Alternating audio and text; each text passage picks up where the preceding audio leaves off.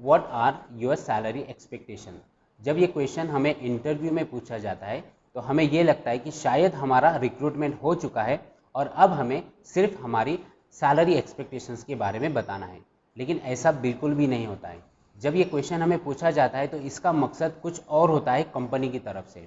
मेरा नाम है अकबर खान और आज के इस वीडियो में हम डिस्कस करने वाले how to answer the question that what are your salary expectation. Salary expectation, इस क्वेश्चन को लेकर हमें अक्सर ये कन्फ्यूजन होता है कि कितना एक्सपेक्टेशंस रखना चाहिए। लेकिन गाइज एक चीज़ याद रखिए, ये क्वेश्चन पूछने का एक मकसद होता है कि कंपनी ये देखना चाहती है कि आपका फर्स्ट कंसर्न क्या है, आइदर जॉब और सैलरी। अगर आप यहाँ पर सैलरी का एक्सपेक्टेशन रखते हो, इसका मतलब होता है कि आपको सैलरी ज़्यादा इंपॉर्टेंट है रादर दैन योर जॉब के अलावा। इसका मतलब ये होता है कि अगर कोई और कंपनी आपको इससे ज़्यादा सैलरी देती है तो आप उसी वक्त कंपनी छोड़ सकते हो। गाइज ये सबसे बड़ा एक निगेटिव पॉइंट होता है हमारा जब हम सैलरी का एक्सपेक्टेशन रखते हैं एज ए फ्रेशर। सो सी, अगर आप एक फ्रेशर कैंडिडेट हो तो एक चीज़ अच्छे से ध्यान में रखिए कि एज ए फ्रेशर अगर आप कहीं इंटरव्यू दे रहे हो सो इस इंटरव्यू के अंदर आपका एक पैकेज डिफाइंड होता है ऑलरेडी कंपनी के नॉर्म्स के हिसाब से, क्योंकि एक पोजीशन के हिसाब से एक सैलरी हर एक कंपनी डिफाइन करके रखती है। ऐसा कभी नहीं होता है कि आपने सैलरी का एक्सपेक्टेशन नहीं रखा है और कंपनी उनके मन से आपको कुछ भी सैलरी दे देगी, ऐसा बिल्कुल भी नहीं होगा।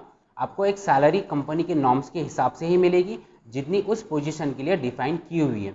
सो अगर सपोज ये ऑलरेडी अगर सैलरी हमारे डिफाइन हो चुकी है तो हम एक्सपेक्टेशंस रख के हमारे नेगेटिव पॉइंट्स क्यों वहाँ पर दिखाना है। तो इस वजह से हम वहाँ पर नेगेटिव पॉइंट ना दिखाते हुए हम आंसर में ये बोल सकते हो कि sir as per your company norms whatever the salary you will pay me that will be accepted. अगर हम इस तरह से बोलते हैं तो इसका मतलब ये होगा कि आप कंपनी के नॉर्म्स के हिसाब से सैलरी भी लोगे और उसी के साथ में आप जॉब में ज़्यादा इंटरेस्टेड हो, ये आपका वहाँ पर पॉजिटिव पॉइंट पड़ता है और ये आपके सिलेक्शन के अंदर बहुत हेल्प करता है आपको कि आपका इंटरेस्ट जॉब करने में ना कि सैलरी में हो गया।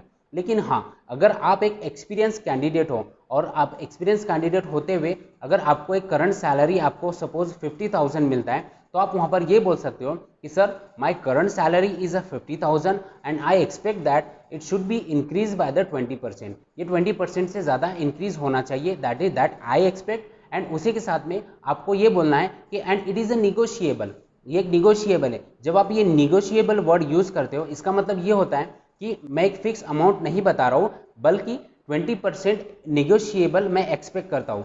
सो अगर कंपनी आपको 10 to 15% भी अगर आपको इंक्रीमेंट देती हो so you will accept their offer. ये आपका वहाँ पर पॉजिटिव पॉइंट पड़ता है और ये आपके सिलेक्शन में बहुत आपको हेल्प करती है। तो आई होप आज का ये इंपॉर्टेंट पॉइंट आपको समझ में आया होगा। इसी पॉइंट्स को और इसी पर्पस को ध्यान में रखते हुए आपको एक अच्छा सा स्क्रिप्ट बनाना है छोटा सा, और उस स्क्रिप्ट के अकॉर्डिंगली आपको सैलरी एक्सपेक्टेशंस वहाँ पर बतानी है। सो इन्हीं पॉइंट को यूज़ करके इन सैलरी एक्सपेक्टेशंस का आंसर दीजिए। अगर आप इस तरह से आंसर दोगे तो डेफिनेटली आपका सिलेक्शन होगा। सो इसी तरह के वीडियोस के लिए मेरे इस चैनल को सब्सक्राइब करिए। मिलते हैं नेक्स्ट वीडियो में। Thank you.